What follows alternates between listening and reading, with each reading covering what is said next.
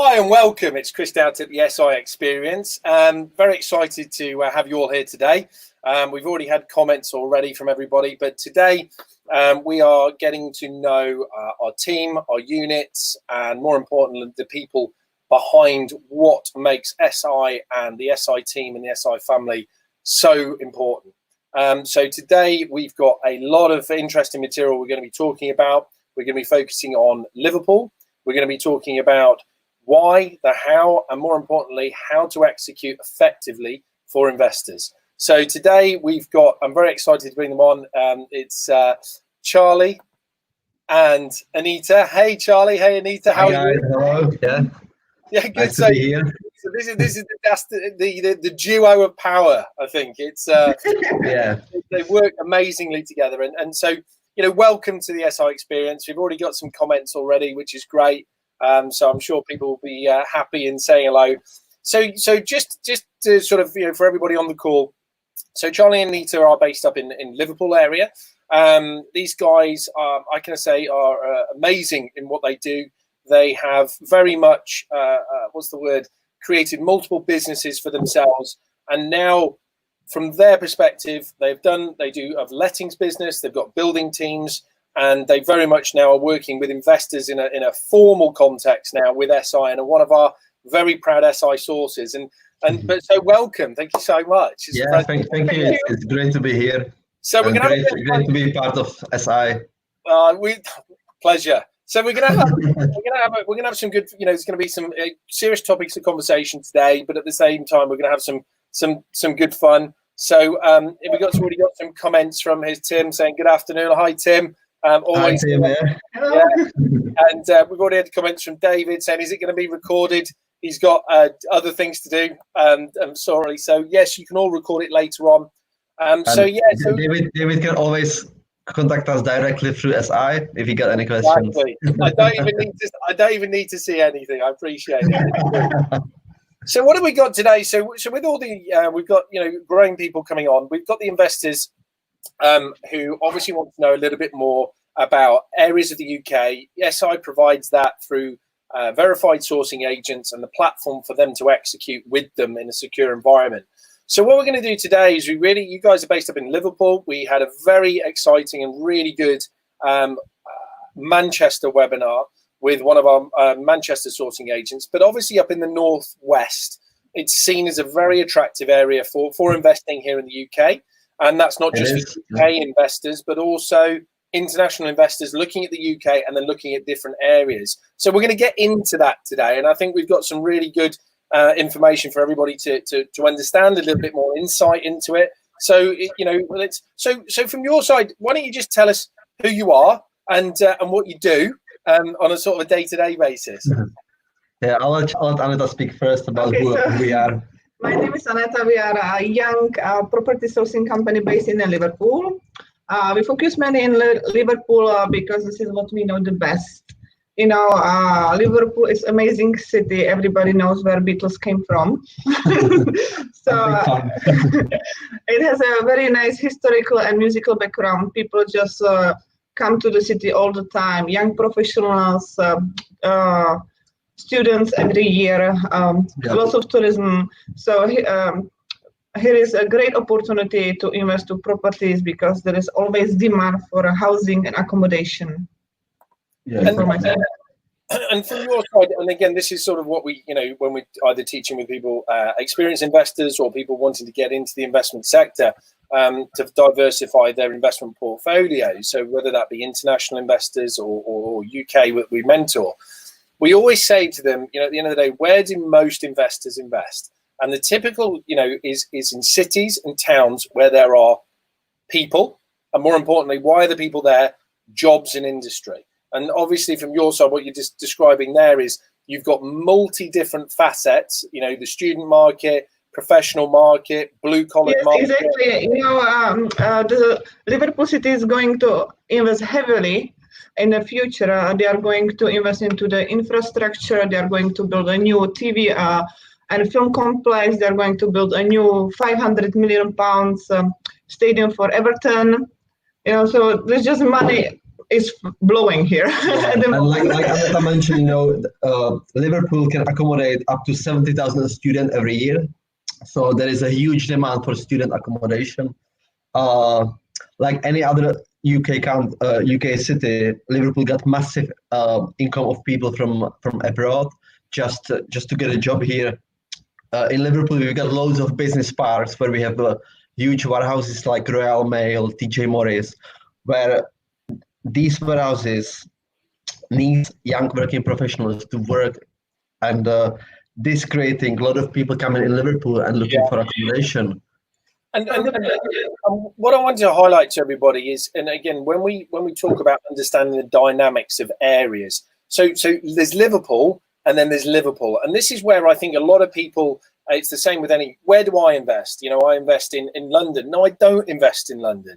I invest in a very, very small postcode area of London, in a few streets in southeast London, in Greenwich. And this is what I think a lot of people are mistaken, especially from afar, as they say, oh, I invest in Liverpool or Manchester, when in actual fact, the power is, for example, understanding the local dynamics. And very importantly, you guys have got your finger on the pulse. You see a lot of information on and reality. So, for example, with your lettings business, I believe you have over 200 units that you manage. Is that correct? Yes, we do. And it's a mixture of, most of them are, I would say 60% of them are HMOs. That's why I got the real big knowledge of the market, because if you imagine, if we have over 100 HMOs and each HMO got about four rooms, that's at least 400 young working professionals who most of them came to the country. We also, in letting agency, we trying to be very easy approach. So we help them not just to find accommodation, but if we can, we'll help them, to get a knowledge of the city, help them to find a job, stuff like this. So we have a really good knowledge of the markets because of how we operate and how we approach people. And again, what you've just said there is really what I would say to an independent investor is talk to lettings agents, because at the end of the day, they're dealing with the people. They're dealing where the demand is. They're dealing with where's hot, where's not. Does that make sense? The different demographics. And you have that as part of your business setup, which again, this is why I wanted to get you on here today, really to highlight the power of leveraging a team such as yourself to help with that, not just the back end, but more importantly, understand where the demand is. So then therefore your requirements of what you're finding and opportunities in property wise match both the back end, and therefore the back end comes first and you work backwards in order to find the right investment and the right investment areas for investors. Exactly. It's all these little bits makes me really good, I don't want to say the best, but really good sourcer, because it's not just the understanding of the market, it's also understanding of the rental market. With myself, I've got a background of working on a building site. When I was 19, I started with sales. So I've got, when you put all these things together, it helps me really a lot, especially, when it comes down to sourcing. Yeah. And working in letting agency was a big plus, to be honest, because I still get 10 to 15, people messaging me a day asking for some rooms, flats, houses. So just being in loop, being in letting agency helps me a lot to understand and to be able to help, investors and tell them where to focus, on what to focus. And even when we do the renovations, because I've been in letting market, I know what's the demand from the tenants. So even little things, when you do HMO or when you do a refurb, we know what to focus on or what to build, right? In order to get more tenants interesting, and not just the interesting, but we aim to keep the tenants. So as soon as you rent the property, we want to make sure the tenants not going to move out. They're not going to go anywhere else. They want to stay with us because we know what to focus and we know what's the goal, and understanding of the market. That's the main thing for me, being sourcer. And I think what we're going to do here is actually show evidence of that and your understanding of the Liverpool market. So without, what I'm going to do is going to very much sort of bring this into an interactive reality. We don't just like talking here at Sourcing Investments, we like doing it. So what I'm going to do is I'm going to show everybody on the screen and they'll be aware of this from watching the previous webinars. So more importantly, what we've got here is just showing, and everybody can see this. So anybody at any time, please ask questions. You're able to put it in the comments, whether you be on Facebook, whether you be on YouTube. So with regard to Liverpool, Liverpool is up in the northwest. Here we are. And so what we can do is use this technology to really sort of help us. And this is the kind of due diligence, again, we've done it with a lot of our clients. More importantly, teaching them the tools on how this works, and more importantly, to be able to build strategies, and more importantly, verifying, does that make sense, information and data that they come from people providing them potential deals, whether it be sourcing agents. And so here is Liverpool. Obviously, one of your closest cities is Manchester. Yeah, which is just. I was just going to mention, when it comes down to UK, people usually know London, Birmingham, Manchester, and Liverpool. And Manchester and Liverpool, because they are some sort of really close to each other, they create really big bond of opportunities. Because from each other, it's 30 minutes by car, so it's really nearby. And so if we're going to get into this, with people, looking at Liverpool, and I really want today to showcase the real need. You can't just acquire this knowledge by just data alone. You need to be able to have people like yourself to be able to leverage it off. And this is why we obviously designed the platform, in order to give line of access to people and create a structured environment for both investors globally to be able to get hold of people like yourselves and work with you in a transparent and a professional structure. So here is Liverpool, and if we were going to start, going through sort of a bit of understanding of Liverpool, we've got, again, I've done some historic understanding of Liverpool when I've been working. I've been up there, spent some youth time there. Here is the university, and again, we've spoken about that, and again, it's just one potential strategy. So yes. The university is here. I believe there are 3 universities. Is that correct in Liverpool, or is it 2? I think 4. Another thing is 4 of them. University of Liverpool, St John's Moore University. I'll name them all. So let's stick with 3. And the total is around about 70,000 students, isn't it? Yes, that's correct. It's approximately 70,000 students coming to Liverpool every year. So what we've got here is really just sort of showing this is Liverpool. We're going to show the town centre of Liverpool. So the town centre. Again, the university is in that town centre, which then means that a lot of, for example, we're not just going to focus just on students today, but let's just primarily start with that.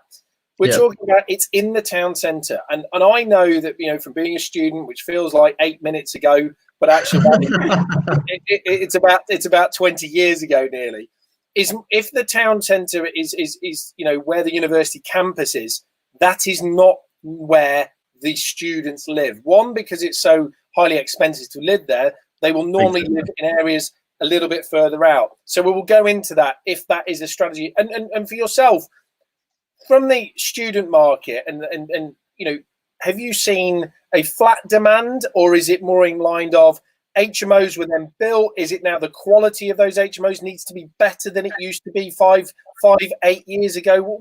Give us a bit of description on that market strategy in Liverpool.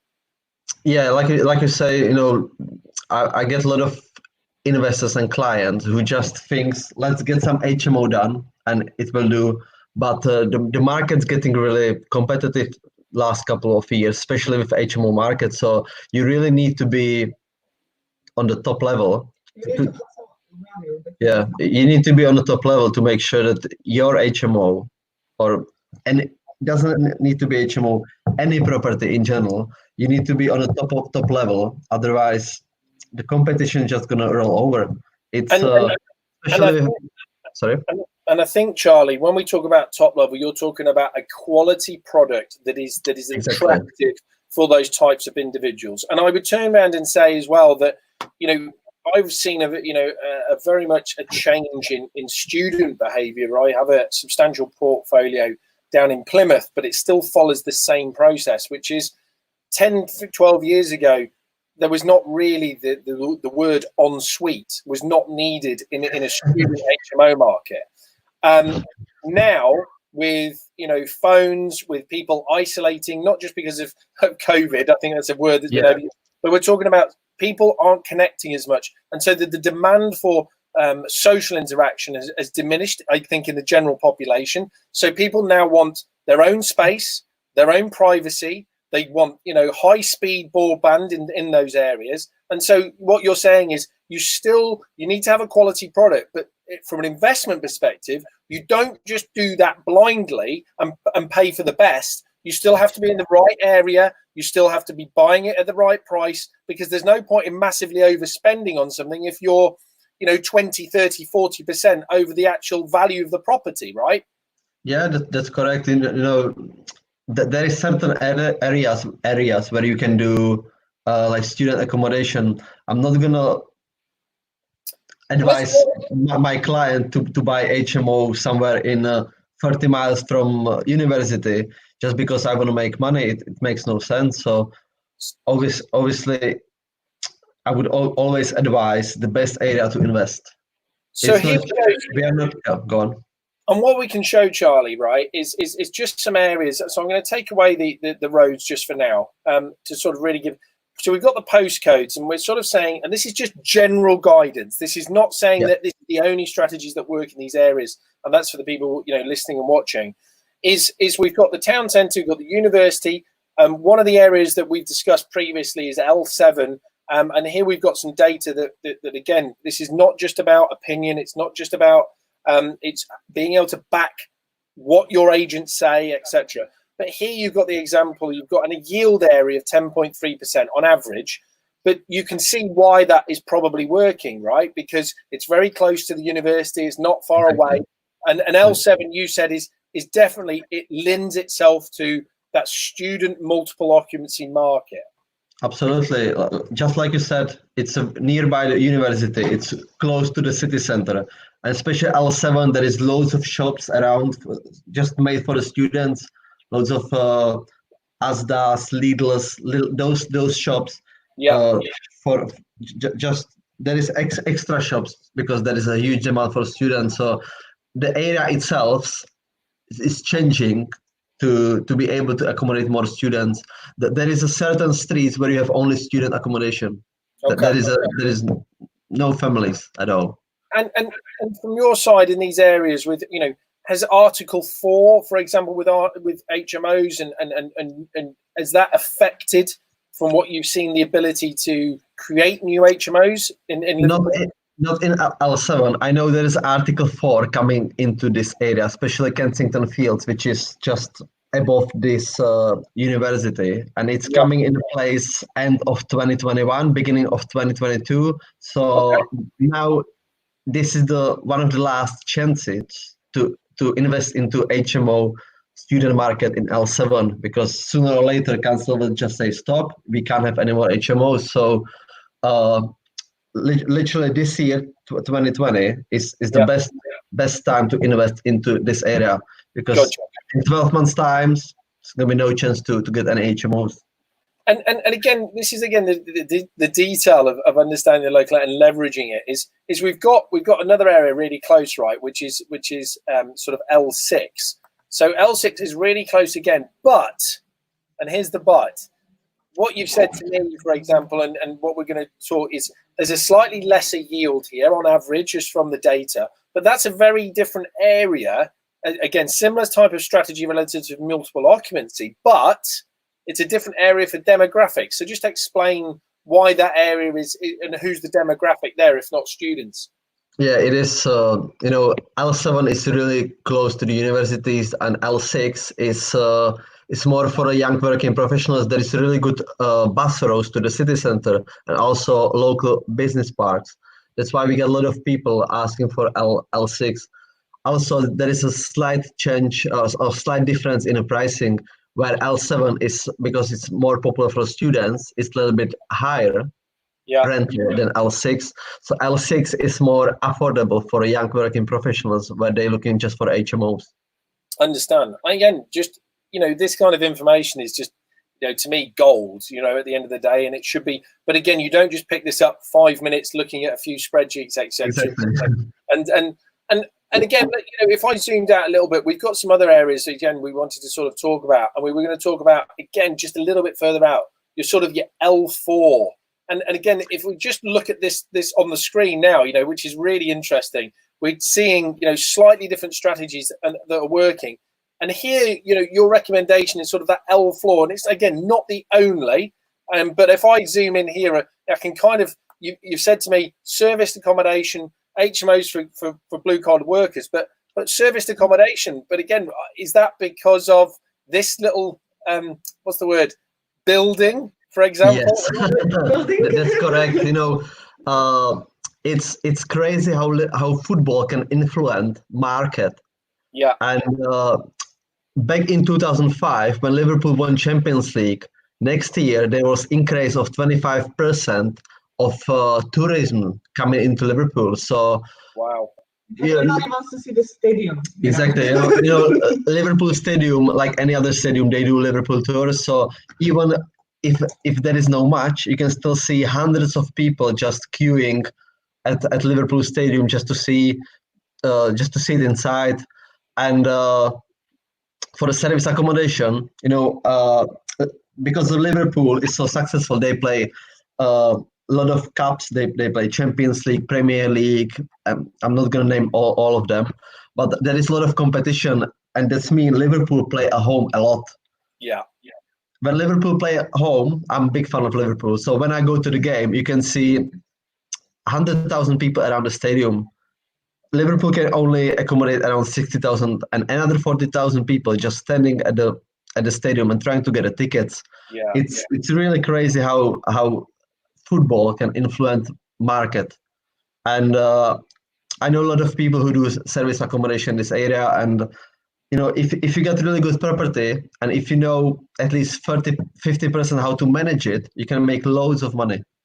And again, it's not just the only area that works for service negotiation. I think you were saying, again, it's about specific streets. It's about relative closeness to both. So having that intimate knowledge is something where when you're finding investments, you're saying this strategy, it works as the primary strategy. But again, it's also, relative to certain locations and streets and specificities. Yeah. Yeah, exactly. It's, L4 is, you can see it's quite a big area. So when we say service accommodation, it only applies close to the stadium. Having service accommodation in L4 but on the edge makes no sense because it's far away. And again, the way we work is to think as a client. If I'm doing HMO, I'm thinking as a tenant. If I'm doing service accommodation, I'm thinking as someone who come from different country to see Liverpool. So obviously they want to be as close as possible. No one wants to walk 3 miles after the game. So again, L4 is a quite a big area, but only certain places will be suitable for a service accommodation. Charlie, all I can say there is what you just described there of thinking like the tenant. Does that make sense? Is something that we or the people that you're going to service. And so we say that so many times to people is put yourself in your client's shoes. What would they want? What do they see? Does that make sense? What are their requirements? Does that make sense? And so therefore, you're not producing a product that isn't aligned to the needs of the market. Yeah, and look, everyone can hear my accent is not English. I came to England 7 years ago, and I was a tenant. I went through renting a bedroom to renting a house. I went all the way through, so it's much easier for me to be a tenant. I even went to London and for a football game, and I rented a service accommodation several times. So when it comes down to service accommodation, again, I'm like anybody else. If I go somewhere else, I'll book service accommodation, so I know what to look for. So it's just the mindset, how to think as a tenant, as a client, as whoever you're creating a property for. So again, if we look at this sort of these areas again, we've only mentioned sort of 3 or 4 postcodes for now. If we quickly went through some other areas, again, you've got L5 here, and L5 again, if you looked at it from a data perspective, is sort of saying 6.8% yield, but it's a very different market, right? Correct to L6 and L4. It is like you say, again, different area means something else. Different area accommodate different type of needs of people. L5 is mainly singlets. Again, it's very close to city center, and we've got a lot of people asking for a 1-2 bedroom house or flats. So L5 is, and like you can see, it's really close to city center. So again, young working professionals looking for their first property to rent together. I mentioned we run a lot of HMOs, so we get a lot of clients who's been with us 2-3 years renting a bedroom, and for them, natural step from HMO is to rent 1 or 2 bedroom flats, and L5 is one of the best for this type of tenants, because the houses are quite cheap, and you can rent really nice 1 or 2 bedroom house for a really good price for someone who doesn't have millions to live in city center. Understand, and it's that transition of understanding again the market. So if I relate that to even just a specific student play, students when they're in first year, for example, and I relate this because of my own experience, they want to be in a big social, house. It could be 5-6 bedrooms, something like that. But as they progress and they get more mature, into sort of third year, even doing postgraduate, they actually, have got a different dynamic of friends that are a lot smaller. They want, 1 bedroom, 2 bedroom flats. Yeah, they want more privacy. Yeah, and I think that kind of it's not just relative to students. That's probably the same as young working professionals when they get to the natural step. Yeah, it's a natural progression. And so, in actual fact, this is where investors can actually design their portfolios to accommodate that. Have a few HMOs, have a few buy-to-lets, which are in areas that allow that. Keep the same tenant. You know what I mean? It's not unheard of. If you've got the same quality of product. People like associating with people, and they like consistency. So why not? And what you've described there is that exactly that strategy. So, and you can have one tenant who is going to rent ensuite bedroom, and in 12 months time, it's a good tenant. You want to keep him. He's looking for a bigger place. You say, look, you used to live in L6 in ensuite HMO, but in L5 I got really nice 1-bedroom flat. Let's move. And you can keep the same tenant, but as he naturally, grows, you can grow with him and always help him to accommodate what he needs. Yeah, couldn't agree more. So again, if I look at people and say, if I was an international investor or a UK investor here in London, I don't really know Liverpool that well, and I get a brochure through my door, or whether I get a proposition of an investment up in Liverpool. Again, what we've described here is that understanding, which can actually make a big difference into the success of an investment or not. So, like with anywhere, and this is not just one area. If I zoomed out here and said, "Oh, at the end of the day, what is Liverpool?" Now, to somebody who's living in Liverpool, exactly, what Liverpool is, where it is. Now, if I didn't know Liverpool that well, I would assume that actually just the other side of the very famous Mersey is Liverpool as well. But from here, this is again understanding that local knowledge.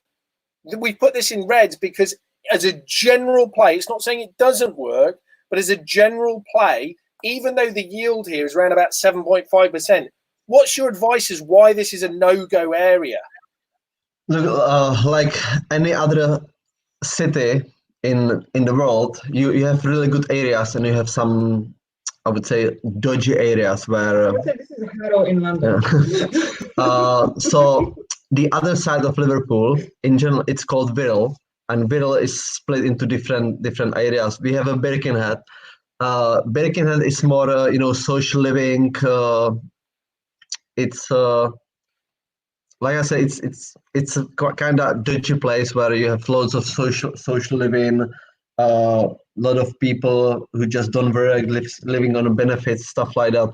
So which isn't necessarily a bad thing, but I think from your perspective, it's really saying, look, if you're going to invest in this area, there are other areas which align with it, with a very, if you had X amount of money, from a long-term growth perspective, you are more likely to get a much better return from a long-term growth in areas in Liverpool. And again, understanding what Liverpool is and what it's not, it's just saying if, it still can work, but, with cheaper areas with a very different social type of structure comes potentially, especially from a lettings perspective, a lot more turnover, potentially a lot more hassle. And so what I think you're really saying is you've got other areas which, with the same amount of capital for any investor, they have got a potential better area in order to invest in, rather than the other side of the water. Does that make sense? Don't get me wrong, that may change in the very long term,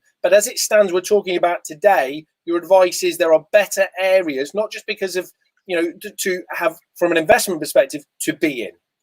Yeah, exactly. And like you said, you know, area which we just discussed, L4, L5, L6, 15 years ago, no one would invest there.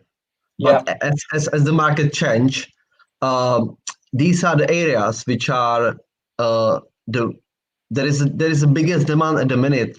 The prices of the houses are really cheap, and once you turn the property into whatever is your strategy, you will get really good yield. So again, Birkenhead at the minute, this is not a place where we would invest, but going forward in 5 years time, I'll be talking differently, because in 5 years time, when Liverpool city centre put all money there, there's going to be no room to spread. They will go on the other side of the river. So at the minute, I would say no, but I would wait 2-3 years time when it starts slightly changing, and then it's going to be the best time to invest there. So one of the things I really wanted to show everybody else is, and again, this is what we get into on our mentorships and really show some granular level detail, is we've looked at these areas, you know, in sort of the town centre, and yet we've got a few areas. So we were analysing, you very much like, again, this area up here, which is L20, L21 as well. I mean, you provide your accommodation throughout the other postcodes, but this is an area where we've actually got a little bit of a, we're going to get into it in a little bit. But this is a property that you put live on Sourcing Investments, again, with a very specific strategy. We've already mentioned a couple of the strategies that would work, because you were saying that there is a lot of HMOs, but then there is also a demand for what do these tenants then transition into. And this area out here, we looked at Grey Street, and I'm gonna, they don't know I'm gonna do this, but I was working very, very closely with an investor and a mentee, and we were doing area analysis on this, including, for example, the viability of this. So we're talking terraced houses, we're talking, you know, do flats work, does turning it into a 3 to 4 bed HMO work, etc. And our assessment was really it's a very single buy-to-let family houses are very common there. Yes, sir. HMOs not so much. So again, we looked at the demand there, and we saw that that's not the type of houses. They're not quite big enough as a square footage. But what we did here is that's a shopping centre area. So again, we were thinking of potentially, if it was going to be turned into flats, who would buy that? That would be a blue-collared worker. It would be a young professional. What do they need? They need shops. They need, you know, areas where they can go and, you know, what's the word? Restaurants, you know, etc. And so we also looked at what were the other improvements. So we, for example, if we put in the roads here, I think we can very much put in places. And again, this is sort of showing the power of some technology here. This was where the area, and we found that actually doing, you know, research for 10 minutes, there was this area here right next to the station was designed for the local station improvement in order to create that, you know, and if you look where the property was, brilliant. If that is then a nicer area because of the station improvement, it's very easy access to walk to the station, to get into the town centre, to go and work in my office job and have my own 2-bedroom flat as we come back out here. Again, this was the kind of research that we got into. And one final thing, which again, not many people really do, they think it's an archaic sort of analysis. We looked at what we call the unitary development plan. And the unitary development plan was an area very much, if I show, here we go. This area here, which I'm highlighting, is the unitary development plan. And you talked about the docks all being, and that means that this has been designed for development, and you had to go and look into some documents. And when I was with the mentee, we were showing where you get that from and how it can actually do a 10-year time horizon. So all of what you've said today, Charlie and Anita, is really around building upon the strategy. It's not just buy the property and hope. There is a lot more complexity to this. And a bit like with myself, we've looked at some properties and I think we're going to be working together for sure. And we've already said, go and find some stuff for me. Yes, can't wait. Layering up the investment strategy and making sure that all of the angles are understood to then allow us to mitigate risk through understanding. And then I've got the ability of working with you guys operationally to execute on the ground. And that's what I would call the complete investment journey, rather than just saying, Charlie, help me out. I don't know what I'm doing. Go for it. It needs to be more than that. Like you said, every investor is different. So every investor will be looking for something that suits them. And regarding this area, Liverpool itself, city center, can only spread as much as possible. If they want to spread more, obviously they have to go more northway, Bootle. Liverpool is planning to have massive investment in this area. And that's why we think Bootle, it's going to be, in next 5 years, number one to invest. Even now, the Bootle is very popular area, and I can see many people buying houses there on auctions everywhere they can buy. So there is big interest. So that was what I'm now going to overlay is the Bootle Unitary Development Plan. Okay, so this is where they're designated a lot of money and change. And if you looked at that area, again, it's just showing you that it coincides with what you're seeing on the ground. So this is reality, right? And what you're seeing on the ground, combining with strategic theory, and data, which you're then combining to tell the same story, which again gives you as an investor, as me, very much confidence to say my data points are aligning with what you guys are seeing on the ground, and together that's a very powerful play. Yeah, it's not all about what you can read. It's also gathering information, what you can see from people, seeing where people invest, how the area is changing. It's not all about what you can read on data pages and stuff like that. It's also all about other aspects. So just for everybody, this is my fault. This is the UDP plan specifically for Bootle. So again, this is just highlighting that area is designated for a lot of investment over the next 10 to 15 years. And again, aligns with what the guys are seeing. So this is the kind of stuff, again, where you're layering it up, you're working with your power teams in order to understand your financing position. But more importantly, you're also working with yourself and understanding what are the information that you're being told from like Charlie and Anita, etc., to be able to justify and understand it yourself. But again, if those things align, which these do very much, when I've gone into the analysis of this, it's very powerful and gives the investor a lot of confidence in saying, I'm in here for the next 10 years. I'm going to do a strategy that is going to be fulfilled by today's need. So, for example, young professionals wanting flats in areas that are in good connected areas that allows them to work into the town centre. More, when you invest, you don't invest in today's market. You invest in 2-3 years market. So it's always good to know what happened and where to focus. So one of the other things, again, what we show to a lot of people, and what's exciting is we're going to do a much more detailed analysis of this in another webinar. So we'll explain. So everybody stay on the call, and people watching this at another time. We're going to do another detailed webinar in a couple of weeks' time. So please stay tuned for that. But we've got some questions, and we've already got a really good question live already, so which I think we'll take it now. Let's wait to the end. So, hi Stella, I hope you're well. Stella is, hi everyone, greetings. From the little I know of property investment, does not involve emotions. How can you put yourself in the tenant's shoes without attaching some emotions? Do you want me to take this?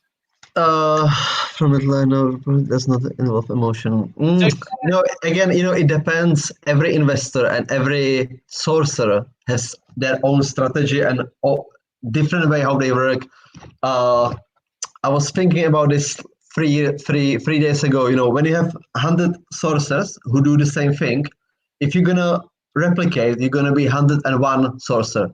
So the way we work is a little bit different because we want to be more successful than others. So yeah, we emotions. I would say you always need to know what the tenant wants. Otherwise, you have nothing to offer. And the only way to know it is to put yourself in their shoes. So, and I agree more. So, Stella, really, the summary is it's not about emotions, it's looking at information. And the emotion is not necessarily getting emotionally attached and saying, oh, I would live there, and so therefore I'm not going to buy that property. That's getting emotional. From the perspective that we're talking about is you are looking at what are the demographics in the area, what is the demand, and if it is a student, you have to put yourself as to what student you're looking for. And if you don't have the ability to do that, then you can talk to a lettings agent, you can talk to your sourcing agent to ask about what are they looking for. So it's not emotional, Stella, it's actually being very practical about it. And so that's what I wanted to for example, you mentioned the students. Imagine you are a student, so you want to live with nice people and you want to have a large living area where you can socialize. Yeah, if you are a young professional, you don't need this. You just keep your privacy. So even when you live in a HMO, you don't need such a huge living space because you won't bother.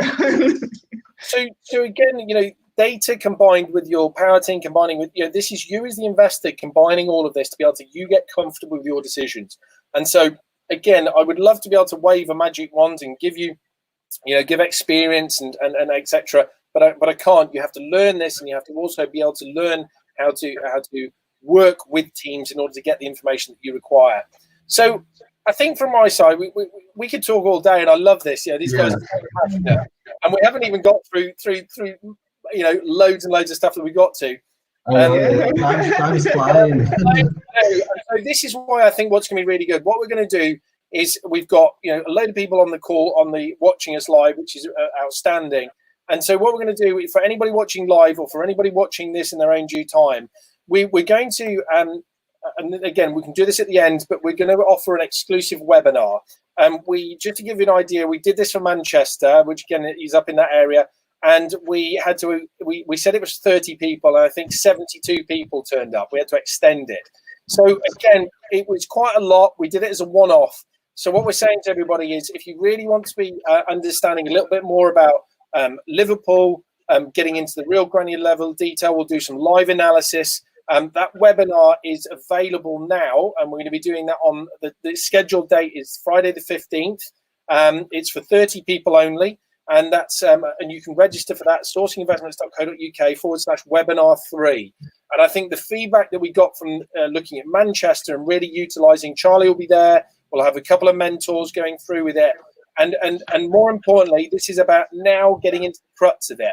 So please, if you're interested in Liverpool as an area, or you've never even thought about it before, come and join us at that, and we will really be getting into the details. So that's an offer that we can do today, which is great. And so what I really want to do now is take some questions. We've got some questions, from people on the call already. So don't be shy, still keep asking. So we've got Steve from the UK. I think you've already mentioned this, and he said, "Are you a Liverpool fan or an Everton fan?" I'm a Liverpool fan. I go to the game a lot, to be honest. I'm guessing you've only just become a Liverpool fan because they're being successful in the Premiership. No, I've been a Liverpool fan since 2002. I bet you were a Manchester United supporter before that as well, No. There you go, Steve. That's good. I enjoyed that. So we've got another question in from our investors. And again, this is about understanding historically. So Angela said there are a lot of new build flats in Liverpool. What is your take on them for investments? Yeah, I'm kind of a big fan of flats, to be honest. I really monitor. I really see the market regarding flats and stuff like this. So I'm a big fan of the flats. With new builds, I always have an issue that builders these days don't know how to build the new builds. It's always pain to get it. New build, and especially new builds are quite expensive, and the rental which you're going to achieve it's really low. And I think also there's this is where unfortunately And we had a really good webinar with Hong Kong last week about understanding, Asian investors, and their mindset was very much buying these, not really understanding that they're applying their own philosophy in their own local market, buying it and hoping that the market will increase in a capital value. Well, yes, but really, if you're able to take, £150,000 and you want to invest it in Liverpool, why don't you invest it for not only long-term capital growth, but also immediate, what I would call value uplift, by either doing some development and creating 2 flats? You've then got the ability, this is from a terraced house, you've then got the ability to have high cash flow. And as I say, it's not just the razzmatazz of, oh, it's new. Run the numbers, run what it is, and see what your net position is, not just, oh, I would like to live there, and trying to use that emotional investment strategy.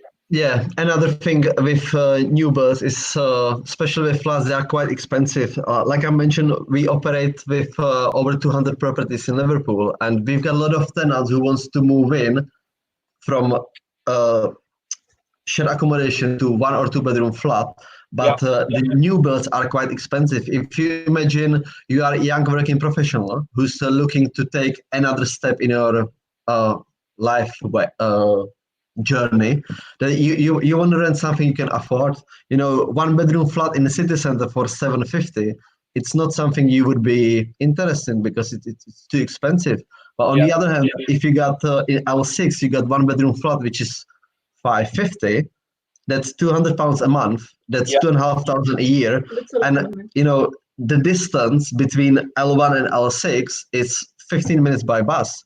Yeah. So again, this is why I'm saying I'm a big fan of flats, because you will get a lot of flats in city center, but for a normal working professionals, it's very expensive. Yeah. Look at the numbers, as you said, look at the numbers, because new build flats are just too much expensive. Yeah. And I think it's really good. Again, look at both options. I would say if you're looking at both, it's not just one answer for everybody. Look at it and what it means to you. Yeah, like I said, every investor is different. Some people just want to get a new build, no hustle, something in the city center, focus on high-end tenants where they pay £800 a month. Yeah. Everyone is different, and we are keen to help every investor to find what's their need. So if you're looking for a new build or anything in the city center, we're always keen to help. But as a power team, we always give advice what we think is the best, and then it depends on the client. So we just had another question. This is from a Facebook user who doesn't want to let us know their name. So how does the current COVID-19 outbreak affecting the flip strategy? Can you share your opinion? Now, from my side, we were discussing this morning. We've got a live mentorship going on right now with 3 professional rugby players. And so these guys were asking a very similar question this morning to me and my team. The simple answer is yes, absolutely. I think at the moment you've got a nervous buyers market. So we're talking about the typical general buyers. So whether that would be families moving, that would be whether it's young professionals wanting to buy their first houses. There is a little bit of nervousness in the market. So that's going to affect what I would call the speed of turnover. That's one example. The other example, or the other data that confirms why that will be affected, is funding availability. So the ability to buy with funding. So we've seen, for example, the mortgage market be affected. And so we had the finance broker from a couple of weeks ago, Mark Hayward from Watts Commercial, discussing that just from the investor's side, loan to value rates have dropped from 75% to 60 to even 50. And so that means that there's a lot more capital needed in order to acquire. And that's not a problem if you're actually in a buyer's position from in long-term investment strategy. But if you're looking to flip, you're generally creating flips for different demographics. If you're an investor, I'm not going to be selling to other investors. I'm going to be selling to families. I'm going to be selling to young professionals, couples. And so if that market and their buying ability is affected, which it currently is, and it will come back, don't get me wrong, but if it's confidence is low, then yes, that will affect the speed of a flip strategy if you are taking that. Yeah, I couldn't say it any better. Thank you. I kind of appreciate that. So hopefully that answers your question, Mr. Anonymous, he or she user. But that's a really good question. Appreciate it. So I think what we're going to do is we're going to try, and we always like to know, people a little bit more. Okay, so we do a little bit of a fun thing here at SI. And again, just before we get into this, is I really wanted to ask you guys one real question, and I'm going to put this to you. So, as a sourcing agent, and this is probably for you, Charlie, why do you use sourcing investments, and what difference has it made? Us working together, difference has it made to your business?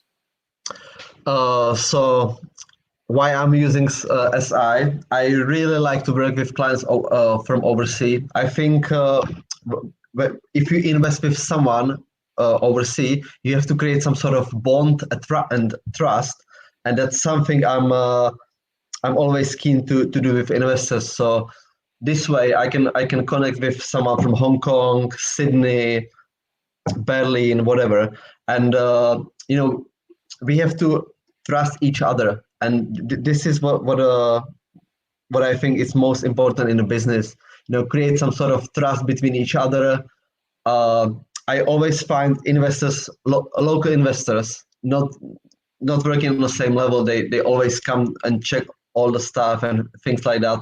I prefer to work with overseas clients because we create this bond, and then it's we work on a long-term relationship. It's not a one-night stand where I make money and tell you, oh, I don't want to do nothing with you anymore.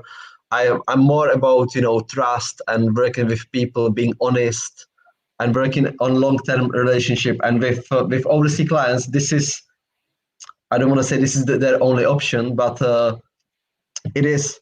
If they want to invest, they have to have someone who they trust. So with us, working with overseas clients is all about the trust and creating some sort of bond and friendships. So that's why I find sourcing investment really good, because the way sourcing investment works, it makes so much easier. And as a third party, you give confidence to investors to work with us. And I really appreciate that, because it's always the other side. Does that make sense of the story? Why do you, as a sourcing agent, want to use the platform?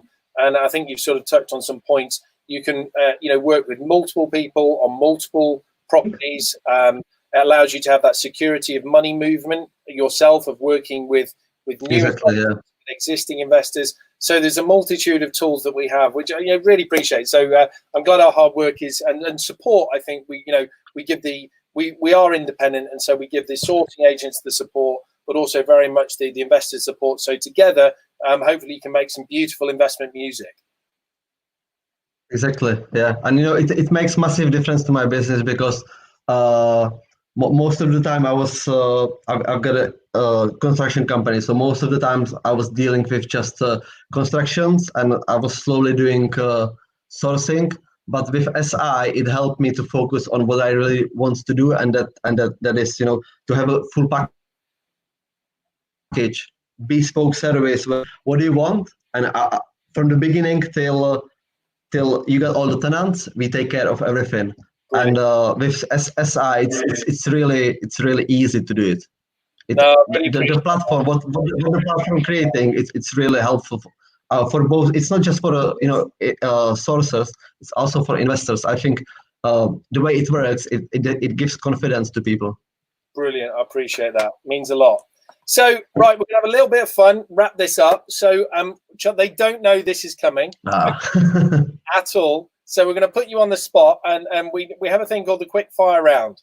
So what I'm going to do is I'm going to ask you, and they don't know this is coming, everybody. So we're having a little bit of fun. So we've got to get to know both of them. So you can answer it as both or Charlie, but I know what Charlie's going to do. Charlie's going to, when he gets a difficult question, he will look like this. I know him. So Charlie, you give the answer, but if you want to work this together. So let's go. So here we go. Are you ready? 60 seconds on the clock. What's your favorite food? Italian. Banana. What's the fruit? What's the one thing that annoys you the most? Bad weather. Are you a morning or a night person? Both. I don't get my sleep. How do you like your steak cooked? I don't eat meat. Partying or relaxing? I'm sorry, say that again. Partying or relaxing? I don't relax much, so the other way. Dogs or cats? Dogs. What is the last item you purchased?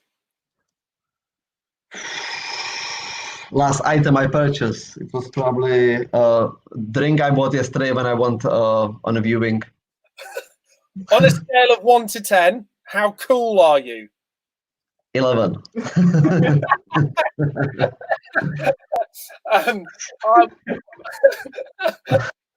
If you could go on anywhere in the world on holiday, where would you go?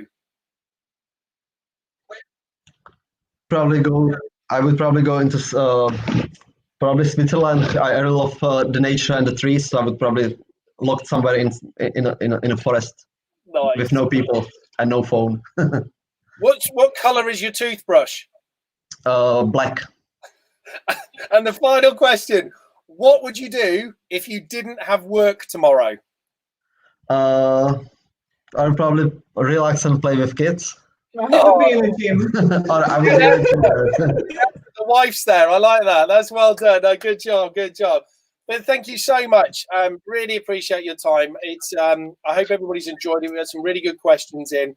And what I wanted to say to everybody again, if you really want to get to know Liverpool more, again, a very interesting area. If you looked at it relative to Manchester, the yields naturally are nearly 1.6% higher. Just as can I just state something? The difference in average price for a house between Liverpool and Manchester is £36,000.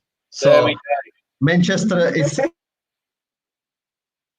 over 214,000, only 178,000. That it makes best place to invest in UK. It sounds like there's a bit of football rivalry in that information you just gave me as well. So the exclusive, go to www.sourcinginvestments.co.uk/webinar 3. Please register, spread the word. It's the first 30 people only. So please register and sign that up. Thank you so much, guys, for everything. If everybody else, you can join to do more webinars, exclusive content, for offers and stuff. Join our Sourcing Investments family. I think we've had over 250 people join in the last 2 weeks, which is amazing. So please spread the word, everybody who's watching this live, or if not watching it live, hopefully you're getting some really good value out of this. If you do have any questions at all, you can always go to sourcinginvestments.co.uk/promo/clinic. The clinic is for asking any questions that you want whatsoever. We've had many through there, which have come up on the screen. But thank you so much, guys. Really appreciate it. I've got to go mentoring now. So have a lovely day and keep the investment deals coming. Yeah, Enjoy. and Liverpool. Thank you so much, everybody. Take care, register, and see you again on Thursday with Tina Walsh. Thank you so much.